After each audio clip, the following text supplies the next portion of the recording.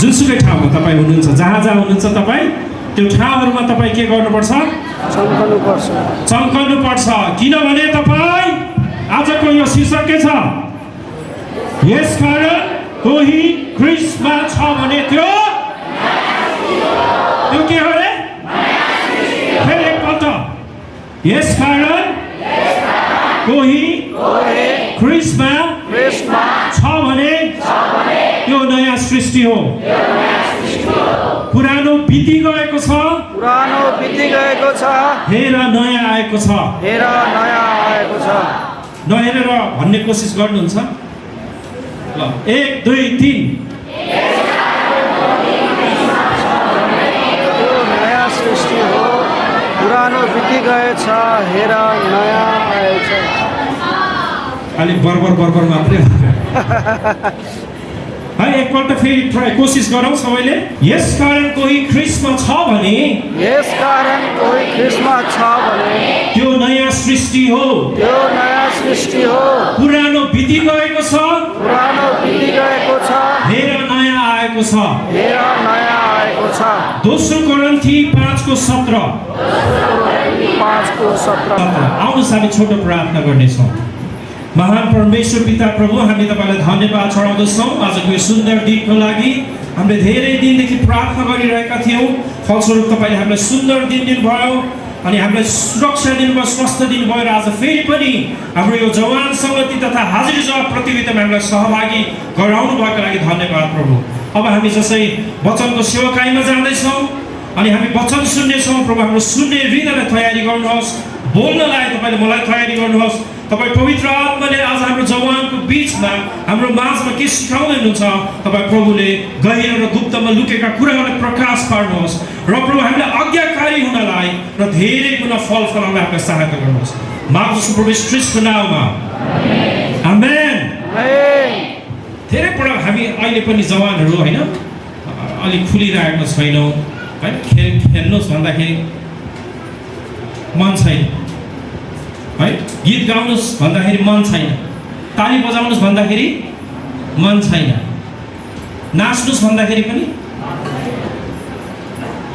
उठ्दैन खुट्टा होइन। अनि अघि चाहिँ म चाहिँ ज्योति हुँ, म चाहिँ चम्किनुपर्छ भन्ने खाएको थियो। कसरी चम्किने? प्रभुको महिमा गर्नलाई, प्रभुको प्रशंसा गर्नलाई हामी चम्किन सक्दैनौँ। अनि कसरी चम्किने? है ल, मेरो त्यो विषय होइन। मैले तपाईँहरूलाई अलिकता हामी जवान सङ्गतिमा आएका छौँ, हामी सङ्गति गर्न आएका छौँ। चाहे हामी यहाँ खेलौँ, चाहे गाउँ, चाहे कराउँ, चाहे नाचौँ, चाहे वचन सुनौँ अथवा हाजिर जवाब प्रतियोगिता होइन, अथवा खाउँ पिउँ, जेसुकै गरौँ, तर कसको महिमा हुनुपर्छ?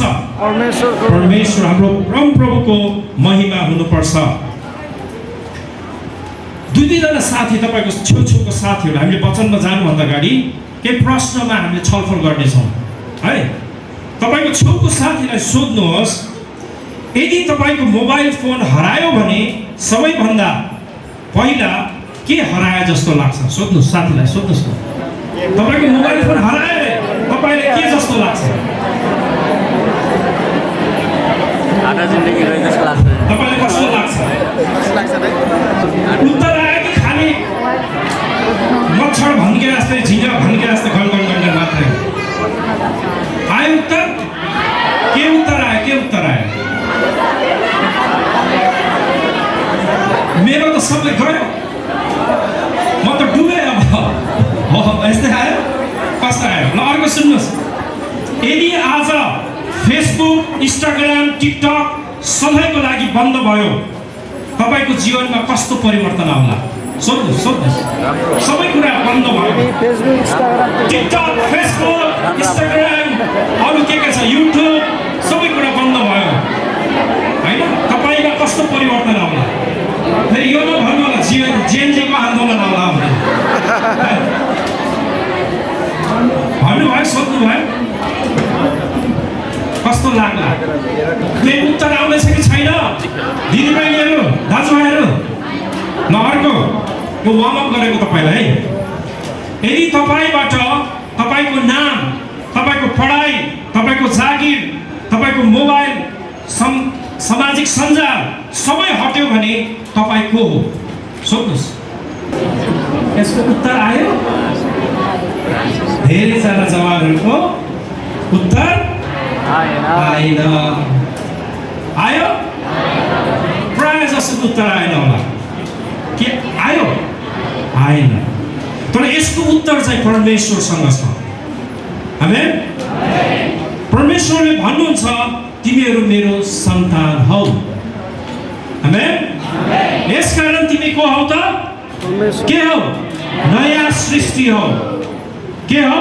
नयाँ सृष्टि हौ। यदि हामीसँग सामाजिक सञ्जाल होइन, हाम्रो साथी जागिर सबै कुरा गुम्यो भने हामीलाई के लाग्छ? मेरो पहिचान त गयो।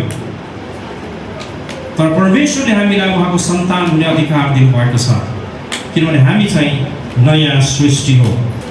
आज हामी मध्ये धेरैजनाले हाम्रो पहिचान होइन, मोबाइल फोन, सामाजिक सञ्जाल, युट्युब होइन, ब्लगर भएर हाम्रो पढाइ, जागिर, सुन्दरता, फेसन, बोयफ्रेन्ड, गर्लफ्रेन्ड होइन, विभिन्न हाम्रो कामहरूमा हामीले खोजिरहेका हुन्छौँ। तर यी सबै कुरा कुनै दिन हराउन सक्छन्। यद्यपि सबै हट्यो भने पनि हाम्रो पहिचान हराउँछ। तर बाइबलले भन्छ यसकारण यदि कोही ख्रीष्टमा छ भने त्यो को हो? नयाँ सृष्टि हो। पुरानो बिति गएको छ, हेर नयाँ आएको छ। यसकारणले येशूमा हाम्रो पहिचान छ। कसमा पहिचान छ हाम्रो? येशूमा। उहाँसँगको सम्बन्धमा है हाम्रो पहिचान चाहिँ आधारित छ। हामी ख्रीष्टमा हुन्छौँ भने परमेश्वरले हामीलाई नयाँ जीवन, नयाँ आशा, नयाँ हृदय र हामीलाई नयाँ पहिचान दिनुहुन्छ। त्यसैले हामी आफूलाई संसारले के भन्छ भन्ने कुरामा होइन है, आधारमा होइन, तर परमेश्वरले हामीलाई के भन्नुहुन्छ भन्ने आधारमा हो। र आजको वास्तविक मैले तपाईँहरूको माझमा राख्न खोजेको वचन चाहिँ यही हो कि मेरो वास्तविक पहिचान के हो? मेरो वास्तविक पहिचान के हो? अनि वास्तविक पहिचान चाहिँ हाम्रो कसमा छ? कसमा छ? परमेश्वरमा, ख्रीष्ट येशूमा छ।